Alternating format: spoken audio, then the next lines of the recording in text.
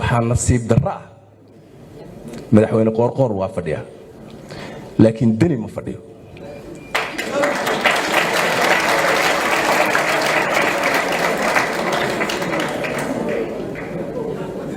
ka kale anuu madaxweyne uma aqaan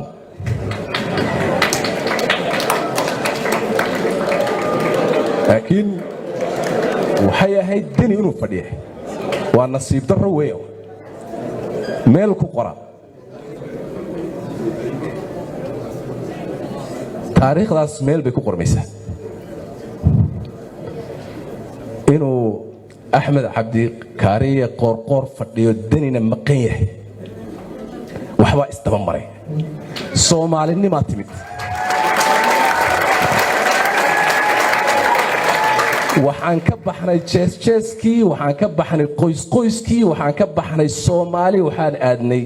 fikir iyo caqli iyo soomaalinimo iimaan iyo caqiidaan aadnay abwaankii weynaa ee xadraawi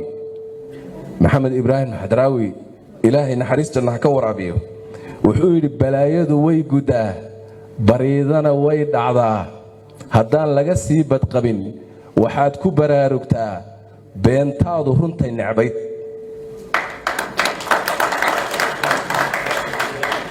haddii aadan baraarugsanayn beentaad isugu sheekaynaysay runtii ay necbayd baa dhici innagu maanta waxaan u baahannahay waxaynu ku jirnaa marxalad loo baahan yahay inaan si seriously ah inaan isula hadalno waxay ila tahay in badan oo ka mida dadka Soomaaliyeed arrintaa waa yaqiinsan yihiin waana iskala socdaan laakiin tira aan badnayn ayaa jirta oo u dhoodaan raxmatullaahi calayhi abwaankii weynaa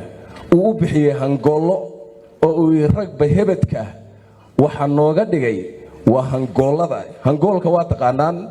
waa midka saa u soo gadan marka laba nin oo dagaalamaysa oo is haysa oo laga tamaysa haddii aad hangool mid lugta ku soo qabato dee asagun baa dhacaya kuwa Soomaali ah oo hangoollo ah ayaa meel kasta ka buuxa oo lugta saa inoogu qabanaya oo cadowga inoo legday waxaan u baahannahay marka in aan habadkana waa taqaanaan qofka markii uu xooluhu neefku uu intuu moral jabo oo wax walbo yimaadayba uu iska nuuga waayo marka hebadka waxa inaga dhigay waa hangoollada aan leenahay ee u nugul cadowga u nugul waxaan u baahannahay marka inaan baraarugsanaan kuwa waxay isugu jiraan kuwa u baahan in lala taliyo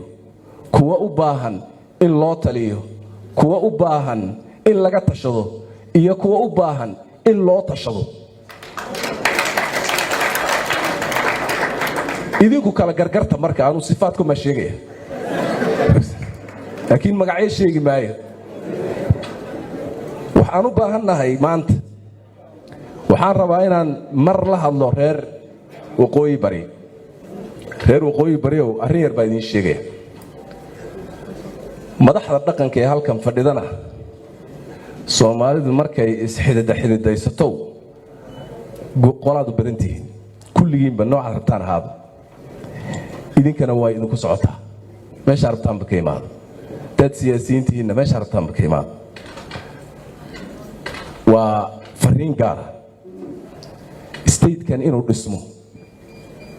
oo istaago oo Soomaali aad ogtihiin say wax u qaybsatay sumadda ay leedahay say maansadkeedu yahay haddaan hal talaabo qaada anna hal talaabo qaad anna hal talaabo qaad annagu markaanu golaha wasiirada haddaan maanta wasiir ku xigeen magacaabo hal wasiir ku xigeen ra'iisul wasaaraha ilaa reer buu noqonay afar kale in magacaaba la iga rabo waa ku qasbanay Soomaali oo sidaas ah state-kan inuu dhismo oo Soomaali liqdo oo aqbasho waa deyn leedinku leeyahay